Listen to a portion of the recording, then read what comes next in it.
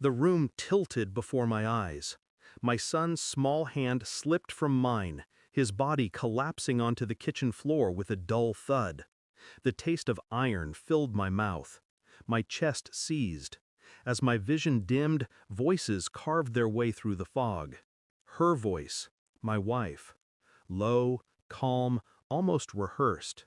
Everything will be fixed soon, once they're gone. Gone.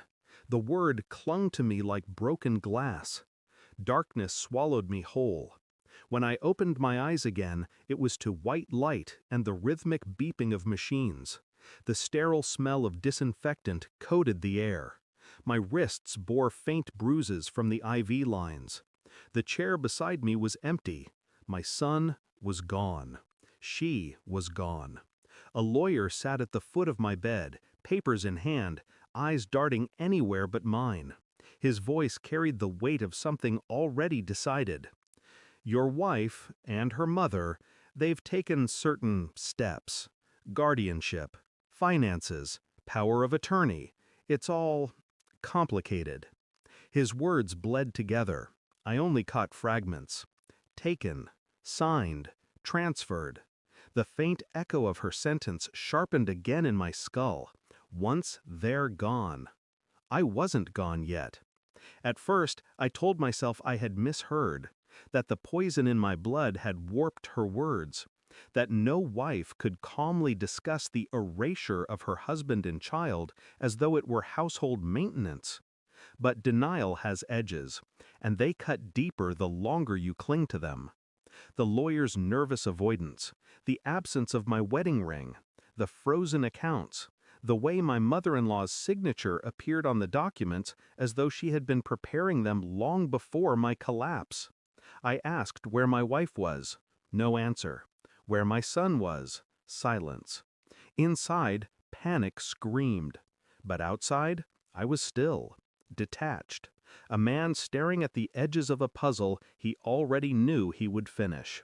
Infidelity. Betrayal. The word replacement whispered through me like a blade. I had seen her phone turned over more often, the sudden late nights, the carefully rehearsed smiles. Not random, not impulsive. This was a plan. And plans leave trails. When they discharged me, I played the role of the broken man. Quiet, weak, accepting. Inside, I was gathering threads. Phone records first. Anonymous calls, always at night. Numbers traced to prepaid devices. I traced them back through persistence, patience. A man's name began surfacing.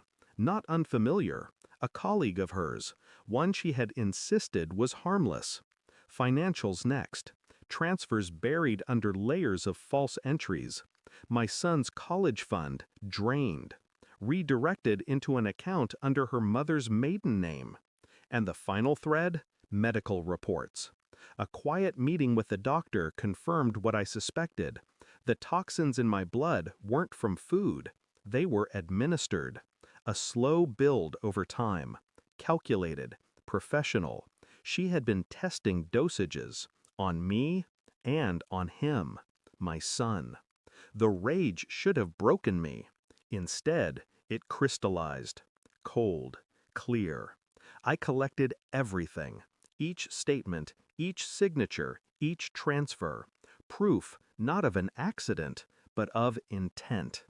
I found her eventually, not hiding, not afraid, sitting in a polished cafe with him, the colleague, her hand draped casually over his wrist, as though years of marriage, of promises, had evaporated without consequence.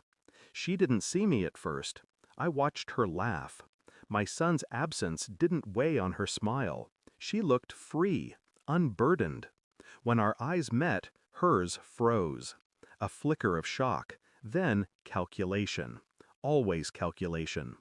I sat across from her, sliding the folder onto the table between us. Bank transfers, call logs, medical reports, photographs. Every thread stitched into a single, undeniable tapestry. Her lips parted. No sound. Her lover shifted, uneasy, eyes scanning the evidence he didn't yet understand. I didn't speak. I didn't need to. Silence is heavier than accusation. She reached for the folder. I held it still, just long enough for her to feel the power shift, then let go. Thanks for watching. Don't forget to like, share, and comment. Subscribe now to Cheating Stories Insight World for more amazing stories.